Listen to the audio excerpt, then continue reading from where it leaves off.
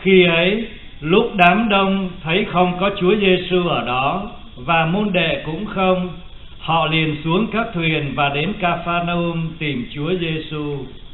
Khi gặp người ở bờ biển bên kia, họ nói với người rằng: Thưa Thầy, Thầy đến đây bao giờ? Chúa Giêsu đáp: Thật ta bảo thật các ngươi tìm ta không phải vì các ngươi đã thấy những dấu lạ, nhưng vì các ngươi đã được ăn bánh no nê. Các ngươi hãy ra công làm việc, không phải vì của ăn hay hư nát, nhưng vì của ăn tồn tại cho đến cuộc sống muôn đời, là của ăn con người sẽ ban cho các ngươi. Người là đấng mà Thiên Chúa Cha đã ghi dấu. Họ liền thưa lại rằng: Chúng tôi phải làm gì để gọi là làm việc của Thiên Chúa? Giêsu đáp: Đây là công việc của Thiên Chúa, là các ngươi hãy tin vào đấng Ngài sai đến. Họ thưa cùng Chúa Giêsu: Ngài sẽ làm dấu lạ gì để chúng tôi thấy mà tin Ngài? Ngài làm được việc gì? Cha ông chúng tôi đã ăn manna trong sa mạc, như đã chép rằng: Người đã ban cho họ bánh bởi trời.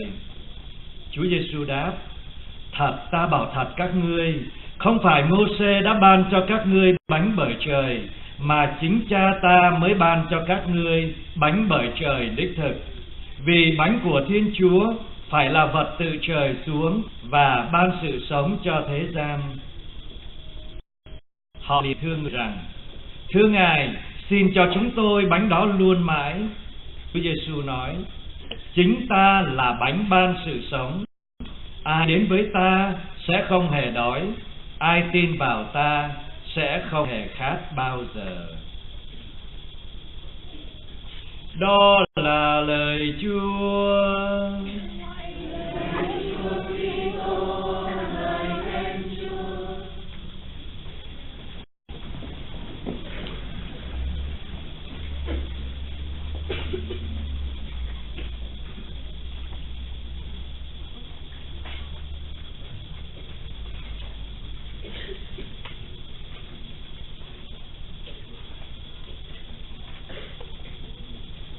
Mentioned to the young people when we were outside for the blessing of the statues that I just returned from Vietnam, my first trip to Vietnam, and I had the chance to go there to meet with the Bishop of Nha Trang.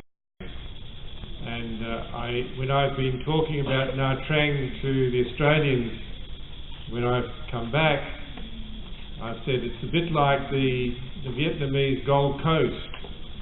Beautiful beach, lovely water, the islands of course off in the bay, and all these big hotels along the beach.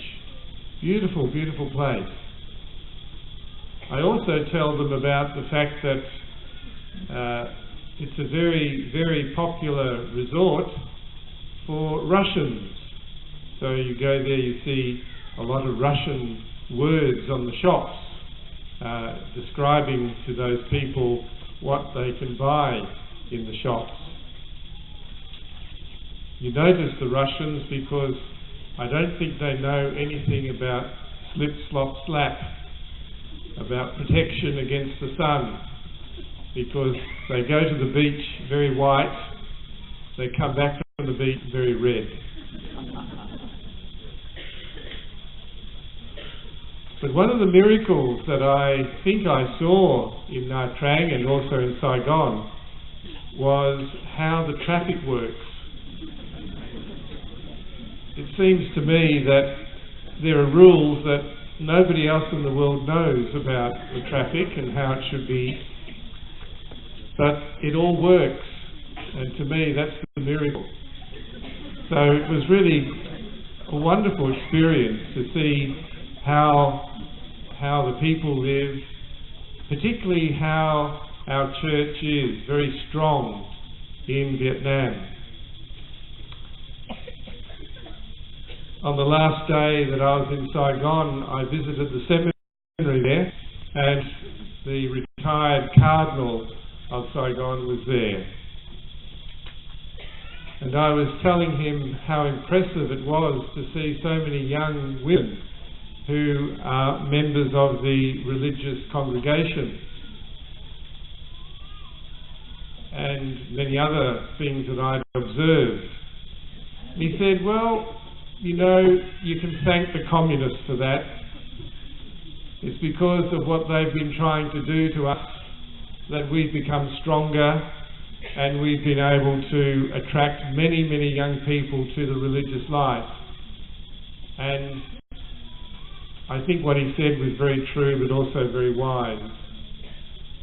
When the church has to struggle, when the people of God have to stand up for what they believe.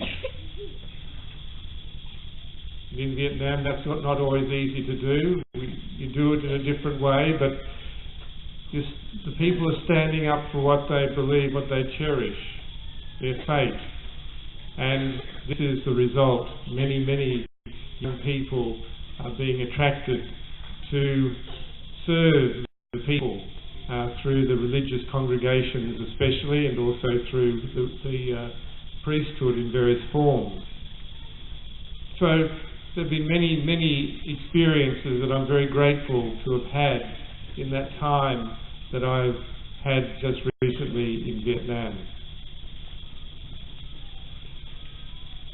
The miracle that we heard of in the Gospel just then was the miracle that we are going to be part of again this evening at this Mass, and that is that wonderful gift of Jesus that we will receive in Holy Communion, in this Eucharist. The miracle, of course, that Jesus performed, we heard about it last weekend, when 5 loaves and 2 fish were multiplied so that at least 5,000 people, perhaps many, many more, were fed from that little bit of food. And tonight in the Gospel, we're told about how the people completely misunderstood what that miracle was about. The Gospel talks tonight about how the gift of food that was given many times in the Old Testament times, especially that gift of food that was given to Moses and to the people who were travelling from captivity into freedom to return to their homeland. That miracle, that gift, as well as the gift that Jesus gives us in the Eucharist, are both gifts of the Father, a gift of God. And that's why the Eucharist is such an important gift to us. It's why we treasure it, we respect it, and we often participate in the Mass so that we can receive this gift. And the important thing that we also hear in this Gospel tonight is that it is food. It is something that we eat. And it is in the eating of the Eucharist that, in one way, we are able to receive the Eucharist in faith, but also in this very material way of eating, we receive a gift that connects us much more easily to our God. In that physical eating, that act of taking the bread that has been changed into the body of Christ, taking the cup with the wine that has been changed into his blood, eating and drinking, this then is a wonderful way in which we are connected, a very powerful, very deep way in which we are connected to Jesus through the Eucharist. So tonight, we prepare ourselves for this gift, the gift of the Father to us. Jesus is the gift of the Father to us. And we pray that we will always respect that gift, but we'll also open our heart to receive what that gift offers. That gift of Jesus offers us a strength in our life to be true witnesses of our Christian faith before the others who live around us. Not being afraid, but being prepared to demonstrate our faith in our words and in our actions before the others. Perhaps even sometimes having to stand up for our faith when we know that we are going to be ridiculed. People are going to laugh at us. People will tell lies about us as a community of faith. But we continue to present our faith through the words that are placed in our hearts and in our minds because of our connection with Jesus.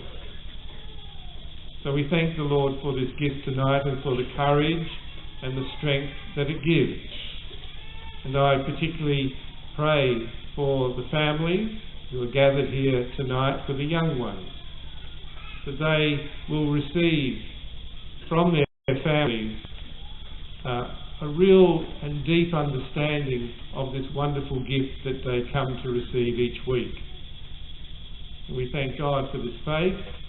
We thank God for the way in which the Lord empowers us, gives us that strength to proclaim that faith year in and year out.